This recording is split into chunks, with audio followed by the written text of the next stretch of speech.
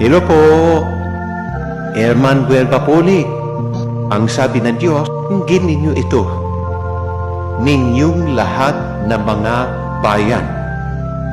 Pakinggan ninyo, ninyong lahat na nananahan sa daigdig, ng bababa at gayon din ng mataas, ng mayaman at ng dukha na magkakasama.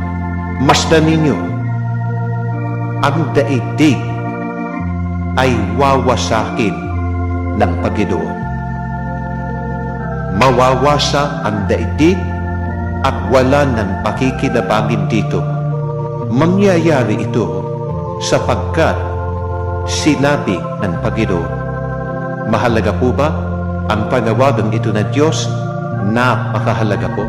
Ang sabi ng Diyos, masdan ninyo, ang daigdig ay wawasakin ng Panginoon.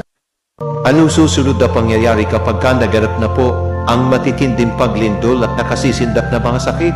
Ayon po sa ating Panginoon Kristo, sa gayon, ang anak ng tao, ang Panginoon Kristo ang tinutukoy, ay makikita na dumarating na nasa isang alapaap. Ingat po palagi. God bless po.